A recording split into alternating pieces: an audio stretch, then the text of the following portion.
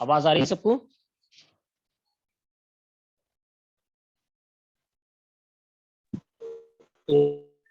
ठीक है।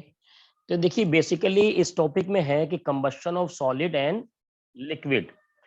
तो जब हम किसी फ्यूल का कंबस्शन करते हैं तो उसके कौन कौन से इंग्रेडिएंट्स जलते हैं। तो जो उसका पार्ट है वो है कार्बन। अब जो कार्बन हम कंबस्शन करेंगे कार्बन का, वो दो तरीके से होगा। एक मेथड ये है कि उसमें उसको जलाने के लिए जो ऑक्सीजन की जरूरत है वो उसमें प्रॉपर मिल जाए, एक वो केमिकल रिएक्शन होगा। और एक कंडीशन ये हो सकती है कि उसको प्रॉपर ऑक्सीजन में ही नहीं।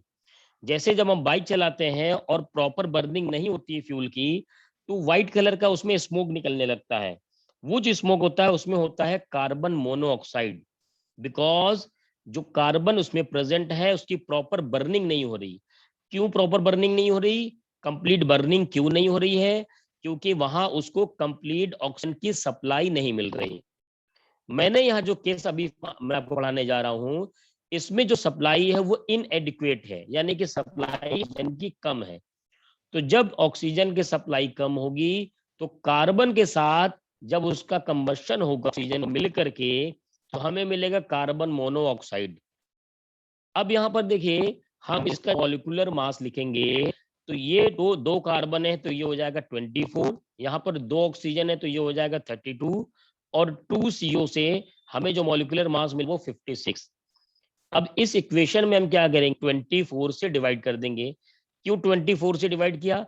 क्योंकि हमें पता करना है कि 1 kg ऑफ कार्बन को जलाने के लिए, यानी उसका कंबस्शन करने के लिए हमें कितना ऑक्सीजन की जरूरत पड़ी। इसलिए हम क्या करेंगे, रेफरेंस पॉइंट यहाँ पर हम इसे 1 बनाएंगे। तो यहाँ पर 24 से डिवाइड करेंगे तो ये हो जाएगा 1, और 32/24 एंड 56/24। अब यहाँ से हम इसको कट करके शॉर्ट फॉर्म में भी सकते हैं, जैसे 8 से डिवाइड कर दें 24 में, तो नीचे डिनोमिनेटर में आ जाएगा 3 एंड ऊपर नोमिनेटर में आ जाएगा 4। वैसे ही यहाँ पर देखिए 8 से यहाँ डिवाइड करेंगे तो यहाँ आ जाएगा 3 और ऊपर आ जाएगा 7। अब देखिए इस इक्वेशन से समझिए, इस इक्वेशन से हमें न्यूमेरिकल लगाने में हेल्प मिली।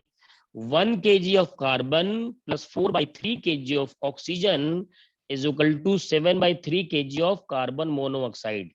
इसका सिंपल सा मतलब ये हुआ कि 1 kg कार्बन को जलाने के लिए हमें 4/3 kg ऑफ ऑक्सीजन की जरूरत पड़ेगी। लेकिन ये कंडीशन तब है जब ऑक्सीजन की सप्लाई इनएडिक्वेट है, यानी कम है। और इस कंडीशन में हमें जो प्रोडक्ट मिलता है वो कार्बन मोनोऑक्साइड मिलता है। तो 1 kg कार्बन को 4/3 kg ऑफ ऑक्सीजन के हेल्प से जलाएंगे, कंबस्शन करेंगे, 7/3 kg ऑफ कार्बन मोनोऑक्साइड यहाँ पर मिलेगा। तो ये तो एक केस हो गया। अगर दूसरे केस की बात करें कि जहां पर हमें जो कंबस्शन हो रहा है वो प्रॉपर हो रहा हो, पूरा हो रहा हो, यानी दूसरा केस अगर हम लेंगे तो वहां पर होगा C+O2 is equal to CO2। क्योंकि अब कार्बन को जो ऑक्सीजन मिल रहा है वो प्रॉपर मिल रहा है, पूरा मिल रहा है।